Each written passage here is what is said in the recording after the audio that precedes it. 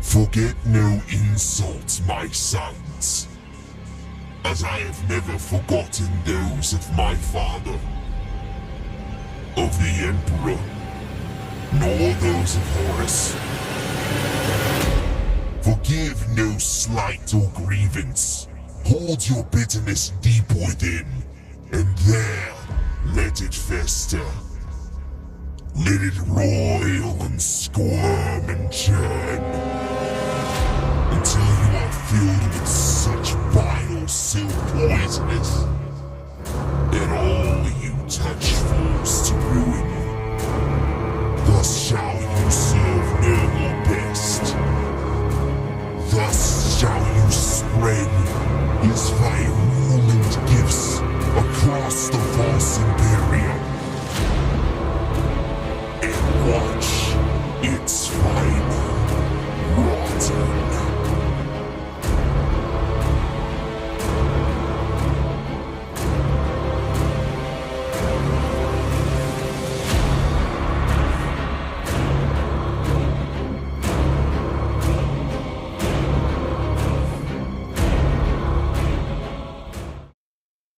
Mortarion wasn't always like this. He was once a well-respected general, a rebel leader, and actually somewhat cared for his legion. But now he wanders the galaxy as a monstrous creature and beast and demon prince of the chaos god Nurgle. But how did he become this way? And that question is what I am going to answer today. Hello everyone, my name is KillerSawVT. I'm your Chaos Demon VTuber, and today we're going to dive into some more Warhammer lore about one of my favorite Primarchs, Mortarion. Now, initially he wasn't my favorite Primarch, as I saw him as very petty and very unrelenting, like just a really well-respected war general. But upon reading his lore, I've kind of had a bigger respect for him as a character. And honestly, it makes me want to go out and get his model recently because, like, I mean, come on. His model's fucking cool. Like, look at that. It's so cool. Big. So who is Mothman here? Who is the big moth guy? Well, once he wasn't a Mothman at all. In fact, Mortarion was once one of the best and one of the most tactical of all of the Imperium's generals. And it made him arguably one of the most effective generals in the entire Imperium. You know, he's also immune to diseases, which is kind of crazy given the homeworld he grew up on. So who was Mortarion during his childhood? Well, thankfully, unlike Angron, we actually know quite a bit.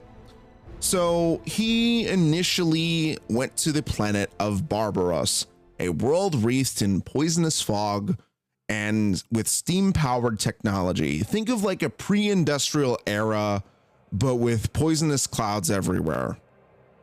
So essentially like the casual stroll to a London pub, I guess. I don't know. So during this time, Mortarion would land in the middle of a battlefield which was wreathed with poisonous fog, and mysteriously he was just crying amongst the corpses.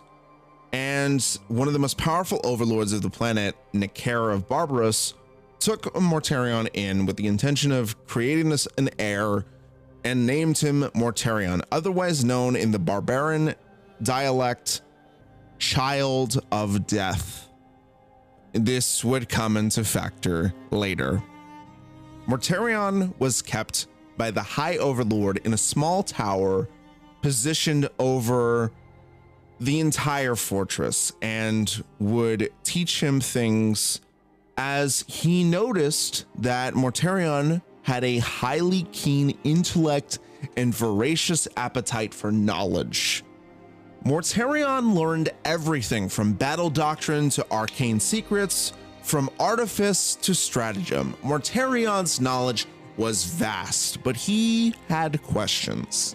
Mortarion in his youth began to question the overlords, as the overlords never talked about the humans that lived up in the mountains of Barbarus, who were actually being oppressed by the overlords.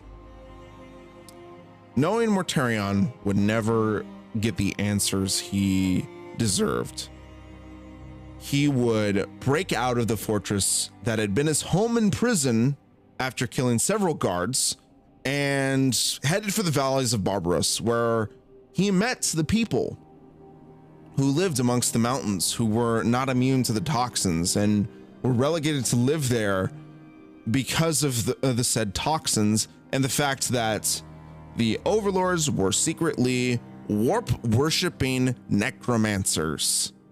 And he would come to find this out when the village would be attacked by one of the overlords with his necromancy beasts. And without further reservation, Mortarion leapt into action to fight off the overlord and was able to hunt down the overlord and his minions with tactical efficiency and with his insane strength. Eventually, Mortarion would be accepted into the village with no reservation, and Mortarion began to train the villagers in the art of warfare. And soon representatives from other villages journeyed to learn from Mortarion, while the villages scattered across the valleys of the world were transformed into strong points. And Mortarion traveled from settlement to settlement, being a teacher, building and defending his people. Eventually, these humble farmers would become so tough and resilient that hey, this video is sponsored by Nurgle. He would recruit the toughest of the men he could find, forming them into small units to train under his supervision. He got blacksmiths, craftsmen, artificers to create suits of armor that would allow the men to travel through the poisonous fog. These would be Mortarion's first death guard, and would learn to better adapt armor and themselves to reach the more poisonous heights. Eventually, only one peak denied them access, the one which Mortarion's adoptive father, Nikaea, had made his home. Mortarion's campaign against the overlords of Nikaea was swift and quick, but that was the only obstacle that stood in his way: his father, Nikaea. And despite his adoptive father being a ruthless necromancer, Mortarion was actually reluctant to attack the man. After all, Nikaea took him in and called off the plan of attack eventually with the help of Callous Typhon. He'll come into factor later, who warned that he was not yet ready to face the High Overlord, even with the new suits of armor that they had been equipped with. Returning to the village, Mortarion's mood darkened when he found his people talking not of his victory, but of the arrival of a benevolent, gold-clad stranger who promised the salvation of the people of Barbarus. Gee, I wonder who that is. Finding this stranger in a conference of the village elders, Mortarion would later make a deal with this man. Mortarion would claim that he could defeat the overlord Nikaea on his own, and if he did, the emperor would leave, and if not, Mortarion would swear fealty to the emperor.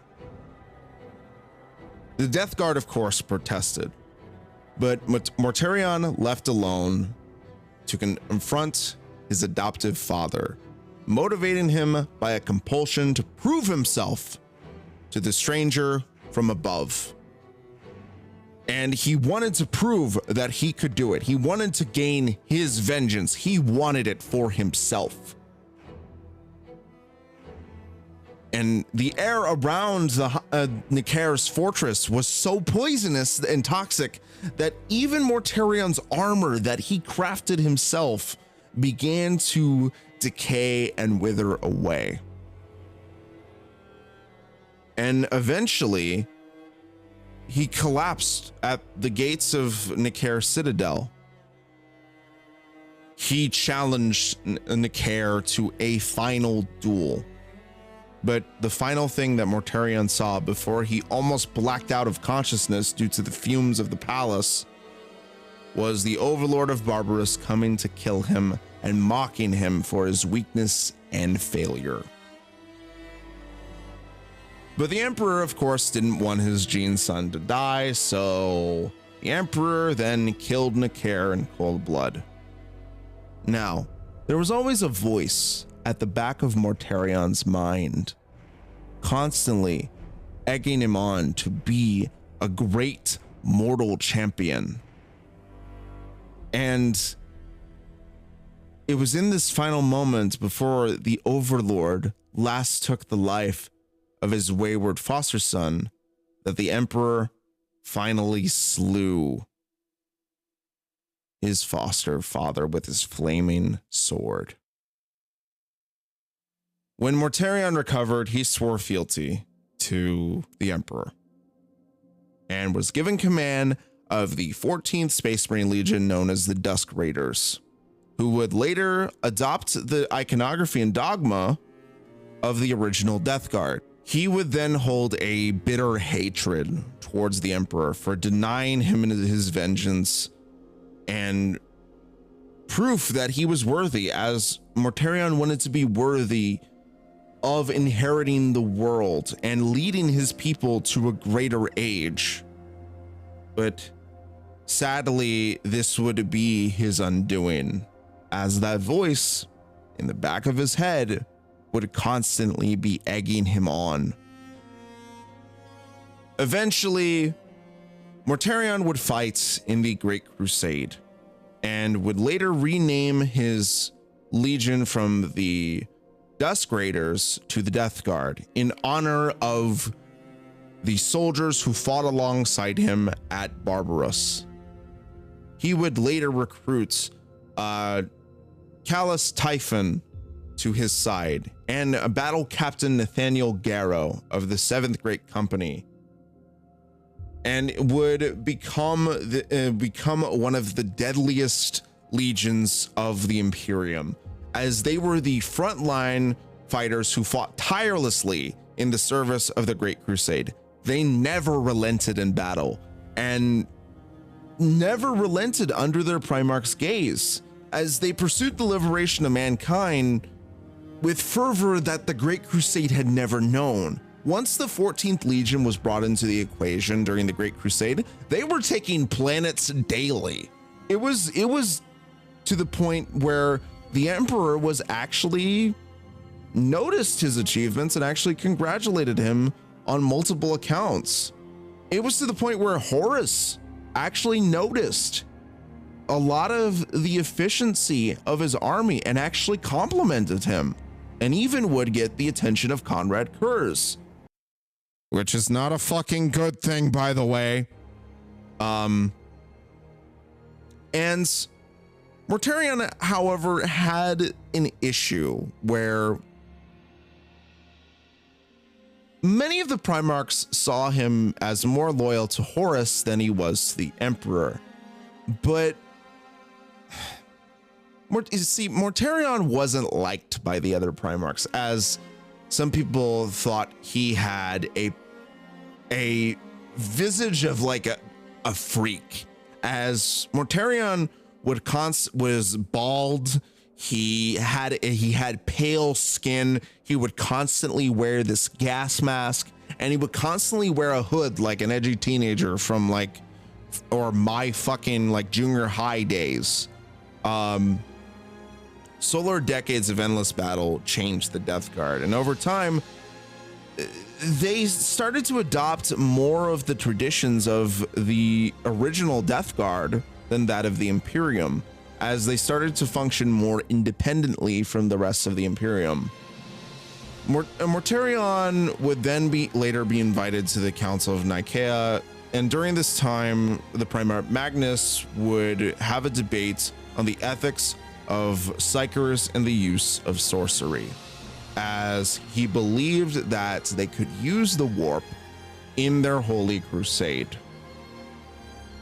Now, knowing Mortarion's background and how he dealt with the High Overlords of Barbarus, he was, of course, vehemently against the use of psychers. And Magnus and Mortarion would have a massive debate, and it would lead to the Emperor deciding that sorcery was forbidden by the Space Marine legions, and would disband the librarians within the ranks of the Astartes, and would never be sworn to use magic ever again. And this actually pleased Mortarion, as Mortarion actually started to gain a little bit of respect for the Emperor. But this wouldn't last very long, as we all know where this is going. The Horus Heresy. And it didn't require a lot for Mortarion to join Horus, as Mortarion had a lot of respect for Horus, as he saw him as a vehement leader and a prolific war master. And Horus knew that Mortarion never forgave the Emperor for denying him his chance to earn his final vengeance against Nikaea and lead the people of Barbarus to prosperity. Horus knew where Mortarion's heart lied, and revealed to Mortarion that the Emperor had dealt with powers of the warp and used the powers within the warp to create the Primarchs. And taking a page out of Angron's book, Mortarion was fucking pissed. It did not take much for Horus to push the idea upon his brother that the Emperor was in truth a sorcerer not much different from Nikaea. And Mortarion hated the Emperor and would later join the Greater Horus Heresy.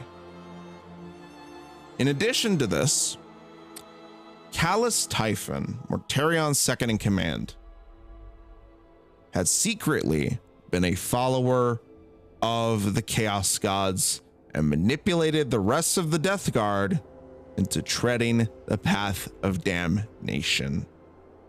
Over the years that would follow, Mortarion would be locked in a battle against Jagatai Khan, and Jagatai Khan would warn him of the routes they were going down,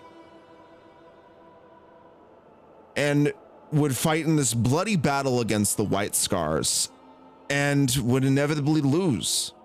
And this would piss off Mortarion greatly, as Mortarion was so disappointed with himself at the defeat of the hands of Jagatai Khan. Mortarion abandoned the pursuit of the White Scars and instead led a spiteful rampage across the systems of Magnus's old empire that had been destroyed by Leman Russ. And eventually he would come into contact with a mortal woman, and upon her discovery, he would find that this woman was a Nurgle demon and would egg him on, constantly tempting him with the powers of chaos and explaining to Mortarion that he had always been the very thing he hated the most. And this this demon would constantly be tempting Mortarion and leading him down this path of using the warp magic. Use the warp. Use the warp. It's your destiny, Mortarion.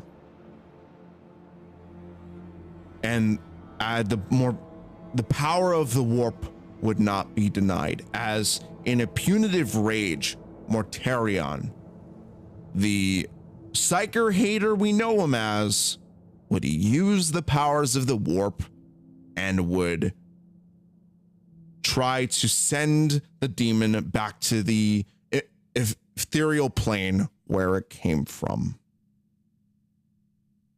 Mortarion was heartbroken and realized what he had done, that he was the thing he swore he hated the most. But instead of being the warp's pawn, he accepted it and he tried his best to move on. But this would also lead to the downfall of the Death Guard itself, as Callous Typhon would later, during the route to go to Terra, would lead them into the warp to be tainted by the chaos god Nurgle himself. And Mortarion cared deeply for his men. He cared about them immensely and would see them writhing in pain as they were infected with the Destroyer, Plague, and Nurgle's rot. As Nurgle would infect their legions and their ships with the power of his plagues.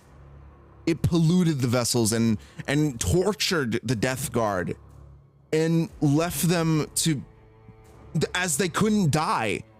Literally, the Death Guard tried to unalive themselves, but couldn't because the plagues wouldn't let them. Mortarion, seeing his people suffering, and suffering probably the worst himself, would offer up the souls of the Death Guard and his own to save them, and would swear fealty to Nurgle, the Plague Father himself. And as a reward for joining Nurgle,